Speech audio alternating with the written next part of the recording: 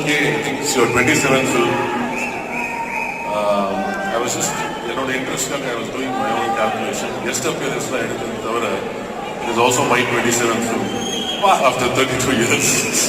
சாருக்கும் 27வது படம், எனக்கும் 27வது படம். ஆனா சார் வந்து ரோஜா நடிக்கும் போது 21 வயசு நினைக்கிறேன், பாம்பே நடிக்கும் போது 22 வயசு. அந்த மெச்சூரிட்டில எப்படி அப்படி பெர்ஃபார்ம் பண்ணாருன்னு புரிஞ்சுக்க முடியல. Fantastic sir, pleasure sir.